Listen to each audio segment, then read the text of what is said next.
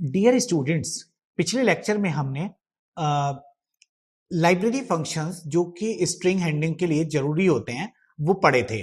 उनको देखने के लिए आप आई बटन दबाएं और पीछे वीडियो में जाके देखें। और आज जो हम बात करेंगे, जैसा कि मैंने पिछली वीडियो में कहा भी था कि यूजर डिफाइंड फंक्शंस कैसे स्ट्रिंग हैंडलिंग में काम आते हैं और आप अपने खुद के फंक्शन कैसे बना सकते हो, वो मैं आज सिखाऊंगा। ठीक है ना। तो देखो, सबसे पहले हम बोर्ड पे आते हैं और मैंने बोर्ड पे देखो लिखा हुआ है एक कैरेक्टर में स्टार 10 कैरेक्टर्स की एक स्ट्रिंग को क्रिएट किया है जो कैरेक्टर्स का कलेक्शन यानी कि एरे ऑफ कैरेक्टर्स है। और यहाँ पे ये 10 ब्लॉक्स बन गए जो 0 से 9 तक के हमारे इंडेक्स बनते हैं। अब अगर मान लो इसमें मैं पंकज लिखना चाहता हूं तो मैं डबल कोट्स में ऐसे पंकज अगर लिखता हूं तो क्या होगा, पी पहले नंबर पे जाएगा यानी कि 0 इंडेक्स पे, फिर ए एन के ए जे ऐसे स्टोर हो जाएगा और स्ट्रिंग टर्मिनेट किससे होगी, /0 यानी कि नल से। ये बात हमने कल के वीडियो में आपको बहुत अच्छे से समझा रखी है। ठीक है। अब होता क्या है कि इनको अप्लाई करने के लिए जो मुझे यूजर डिफाइंड फंक्शन बनाने हैं, तो सबसे पहली चीज सिखाऊंगा कि how to calculate the length of string. हालांकि हम पे स्टार लेंथ फंक्शन था जिसके द्वारा हम आराम से लेंथ कैलकुलेट कर लेते थे, बट उन्होंने भी तो कुछ किया होगा। लाइब्रेरी फंक्शन बनाने वाले, जो लाइब्रेरी बनाने वाले हमारे डेवलपर्स थे, उन्होंने जो कॉन्सेप्ट लगाया वो कैसा था, हम भी तो लगा सकें, इसलिए हम अपना खुद का भी फंक्शन बना लेते। पहले मैं कॉन्सेप्ट सिखाऊंगा, फिर एक फंक्शन बनाना सिखाता हूं। ठीक है।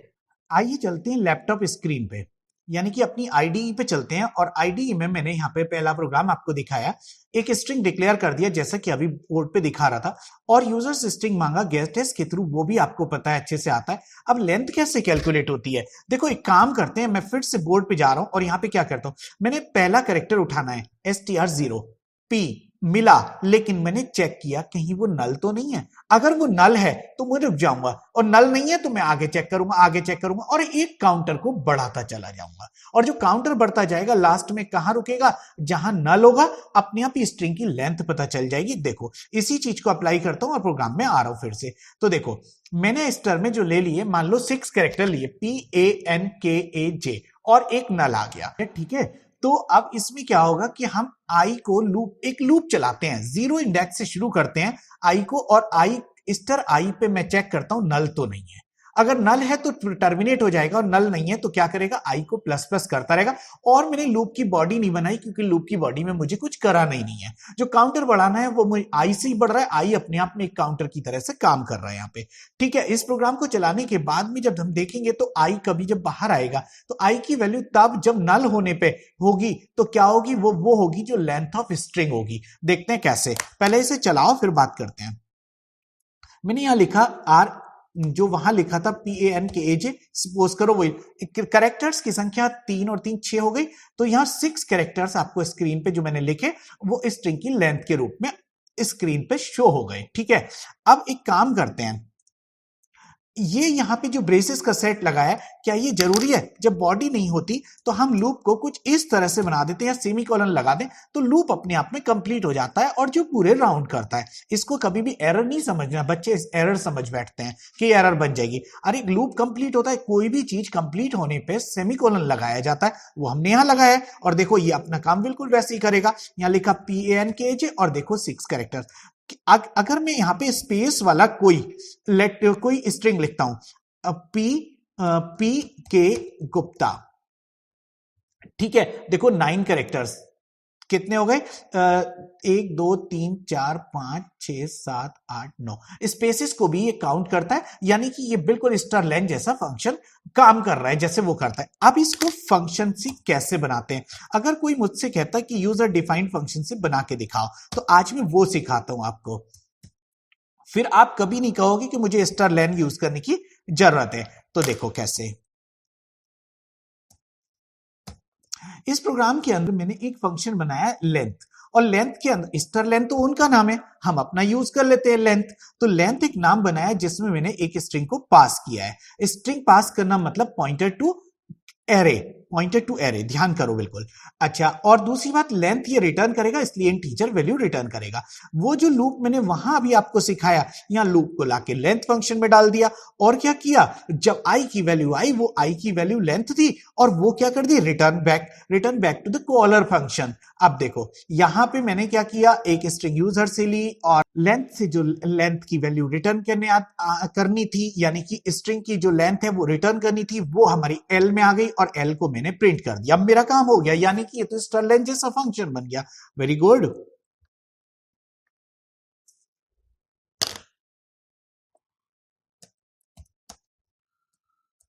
देखो इसमें चार और चार आठ, आठ करेक्टर आएंगे। आर के गर्ग लिखा है मैंने, ठीक है, आठ करेक्टर आ गए, यानी कि अब तुम्हें कभी भी स्टरलाइन की जरूरत नहीं पड़ेगी, तुम अपना खुद का फंक्शन बना सकोगे, ठीक है। अब इसी तरह से और भी चीजों के फंक्शन बन सकते हैं, मैं सिखाता हूं। एक दो चीज मैं सिखाता हूं, एक दो चीज तुम खुद बनाना। अगला लेंथ के बाद मैं चाहता हूं कि कॉपी करना सिखाऊं आज।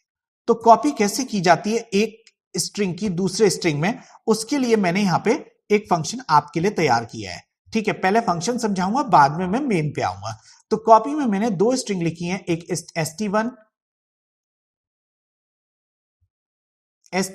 और एक st2, दो पॉइंटर टू कैरेक्टर्स हैं, और दोनों के दोनों जब पास होते हैं तो देखो एक से दूसरे में एक एक कैरेक्टर को पिक, भाई यहां से मान लो st1 st2 में कुछ है PANKAJ और इसमें खाली है, तो P उसमें पहले पे जाएगा, A फिर दूसरे पे जाएगा, N फिर तीसरे पे, ऐसे करके। और जब पूरा हो जाए तो हम जब जो स्ट्रिंग में हम भर चुके हैं उसके लास्ट में एक नल कैरेक्टर फॉर टर्मिनेटर लगा देते हैं, बस इतना सा काम करना है। तो देखो आ जाओ, st2 यहां पे भरा हुआ है, मैंने वही रखा है क्रम, कौन सा वाला, पहला वाला डेस्टिनेशन, दूसरा वाला सोर्स। तो सोर्स से डेस्टिनेशन में कॉपी होगी। तो देखो यहां पे क्या है कि 0 से चलाऊंगा, और कब तक चलाऊंगा, जब तक के st2 नल ना हो जाए। नल मतलब जिसका आखिरी कैरेक्टर ना आ जाए, तब तक मैं चलता रहूंगा। तो देखो यहां पे क्या किया, st1 की आई में st2 का आई, देखो जीरो वाला कैरेक्टर जीरो पे डालना है, वन वाला कैरेक्टर वन पे डालना है। अगर ऐसा करते हैं तो फिर आई हमारा यहां पे अच्छा खासा इंडेक्स का काम करेगा।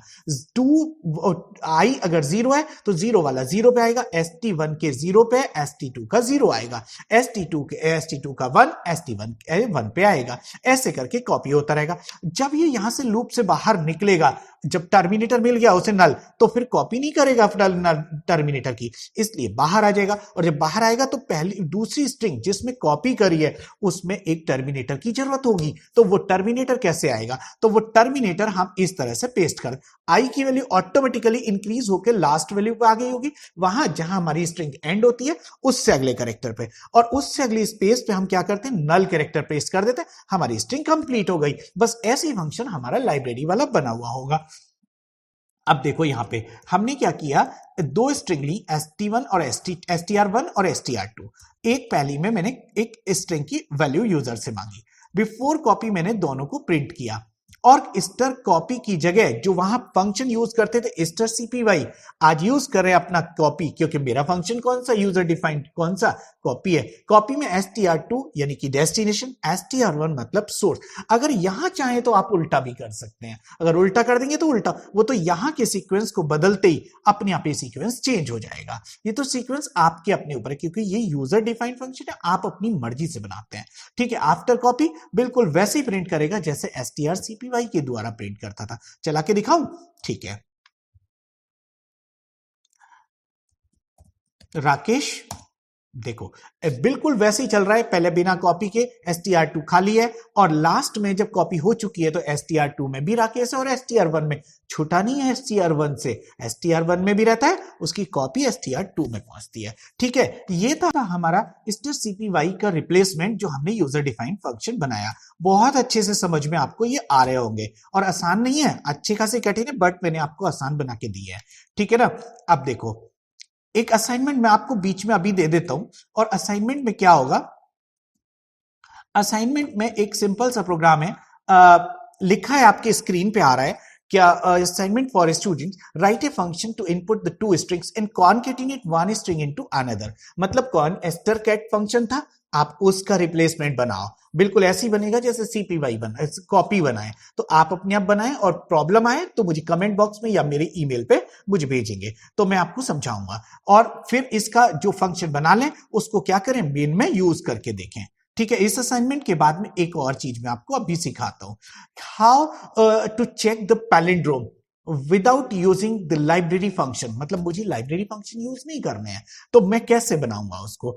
हालांकि आपको मैंने कल ये जो प्रोग्राम दिया था वो आपको असाइनमेंट के रूप में दिया था, लेकिन आपने बनाया होगा वो यूजर डिफाइंड, वो लाइब्रेरी फंक्शन से बनाया होगा, क्योंकि मैंने ही आपको कहा था कि लाइब्रेरी फंक्शन से बना। अब यूजर डिफाइंड से कैसे बनता है उसका लॉजिक समझते हैं।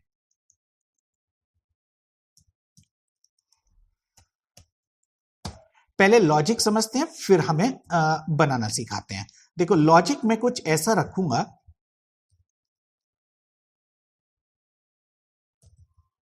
ये आपके सामने जो मैंने यहां लिखा हुआ है PANKJ, टोटल लेंथ कितनी है 6।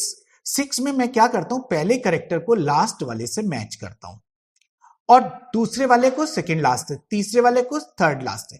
ऐसे करके अगर मैच करूं और अपनी स्ट्रिंग के हाफ तक चलूं तो ऑटोमेटिकली यूं करके चलने लगेगी स्ट्रिंग, यानी कि पहले से आखिरी, सेकंड से सेकंड लास्ट, थर्ड से थर्ड लास्ट, फोर्थ से फोर्थ लास्ट, ऐसे अगर मैं करता रहूं तो क्या होगा कि अगर मैचिंग होती चली जाती है तो उल्टा सीधा एक समान हो गया, यानी कि पहला और लास्ट का करेक्टर मैच हो गया, सेकेंड लास्ट मैच हो गया, थर्ड और थर्ड लास्ट मैच हो गया। ऐसे करके अगर चलता रहा तो ये स्ट्रिंग पैलिंड्रोम हो जाती है। और अगर मैच ना करे तो जहां रुकता है वहीं से हम टर्मिनेट कर देते हैं और कह देते हैं स्ट्रिंग इज नॉट पैलिंड्रोम। मेरी बात समझ में आ गई होगी। इसको अगर जैसे अभी यहीं पे ये लिखा है और सपोज करो इसकी जगह हमने लिखा होता, मान लेते हैं नितिन,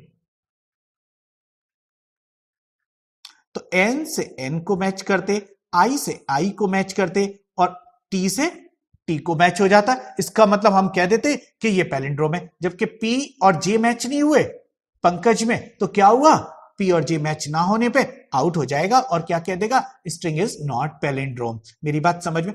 कुछ वर्ड्स जैसे मलयालम, मलयालम है MALAYALAM, मलयालम क्या है, पैलिंड्रोम है। तो ऐसे हम चेक करते हैं पैलिंड्रोम को। तो देखो मैं यहां सिखाता हूं। एक तो लेंथ का फंक्शन तुम बनाओगे, क्योंकि मुझे लेंथ की सबसे ज्यादा जरूरत होगी, क्योंकि कहां तक मैचिंग करनी है, मुझे स्ट्रिंग के हाफ तक जाना है। और हाफ किससे पता चलेगा, स्ट्रिंग की लेंथ से पता चलेगा। और लेंथ निकालने के, अब देखो लाइब्रेरी फंक्शन तो यूज नहीं करना, यूजर डिफाइंड यूज करना है। तो मुझे क्या करना है, लेंथ का एक फंक्शन बना दिया। अब आई बात कि पैलिंड्रोम का एक फंक्शन बनाओ, चेक पैलिन। चेक पैलिन के अंदर मैंने एक फंक्शन बना के एक स्ट्रिंग को यूजर से लिया और इसका एक रिटर्न वैल्यू इंटीजर रखा। इसलिए क्योंकि अगर वो पैलिंड्रोम होगा तो रिटर्न एक वैल्यू करेगा और पैलिंड्रोम नहीं होगा तो रिटर्न दूसरी वैल्यू करेगा। मैंने एक फ्लैग बनाना होगा, उस फ्लैग ने मुझे ये बताना होगा कि वो पैलिंड्रोम है या नहीं। देखो कितने आराम से मैं आपको समझाऊंगा। सबसे पहले बात करें यहां पे, तो ये जो लिखा है आई लेंथ और फ्लैग, तो देखो सबसे पहले लेंथ निकाला स्ट्रिंग का, जो मुझे स्ट्रिंग मिलेगी। अभी मैं मेन में बाद में पहुंचूंगा। जो लेंथ निकाल लूंगा और लेंथ के आधे तक जाऊंगा, क्योंकि कोई भी स्ट्रिंग जब पहले और आखिरी को, सेकंड और सेकंड लास्ट को मैच करते हो तो हाफ तक जाओगे, हाफ से इधर के इधर और हाफ से इधर के इधर, दोनों साइड के मैच होने शुरू हो जाएंगे। अगर लेंथ तक जाते हो तो समझदारी नहीं होगी, क्योंकि वो बिना मतलब में मैचिंग होगी। इसका मतलब मुझे लेंथ की हाफ तक जाना होगा। तो हाफ तक जाने का मतलब हुआ 0 से L-1।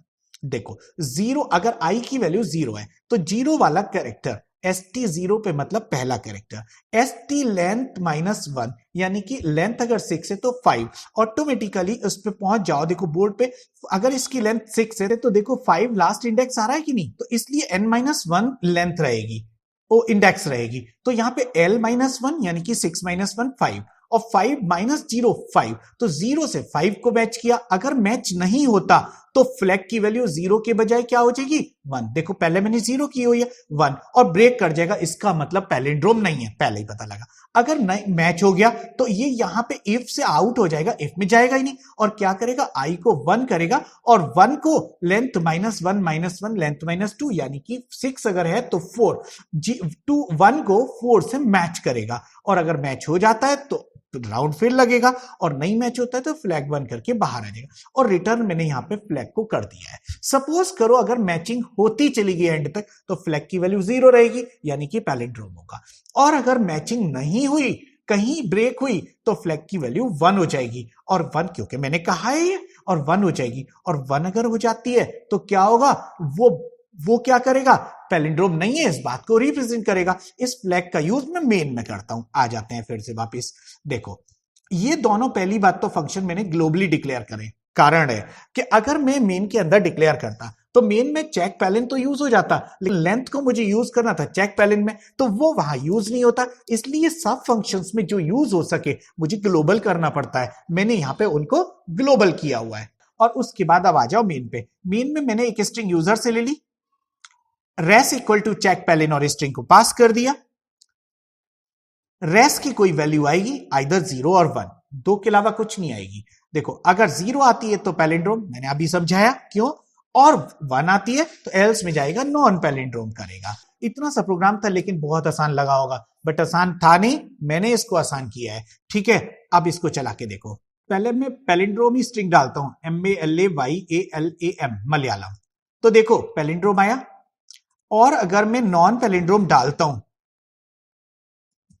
राकेश, नॉन पैलिंड्रोम आया। इस तरह से आपको ये समझ में आ गए होंगे। मैंने आपको कई अच्छे अच्छे फंक्शंस बना के दिखा दिए जो आपके अच्छे से समझ में भी आए, और खुद भी सोच के देखो, उसके बारे में खुद बना के देखो। और कोई भी प्रॉब्लम आती है तो वो हमें कमेंट बॉक्स में, और साथ साथ या फिर हमें तुम ईमेल पे डाल भी सकते हो, मैं उसको बना के आपको समझाऊंगा। ठीक है ना। तो आज की वीडियो में मैं इतना ही रखता हूं। अगले वीडियो में आते हैं हम कैरेक्टर्स के कुछ फंक्शंस के साथ में। एक्चुअली कैरेक्टर के जो फंक्शंस हैं वो हमारी स्ट्रिंग्स में काम आ जाते हैं। मैं उसमें एक असाइनमेंट भी आपको दूंगा, तो उसमें आपको देखेंगे कैसे बना के दिखाते हो। ठीक है, तो कुछ फंक्शंस समझाने मैं अगले वीडियो में आपको मिलता हूं। Wish you all the best.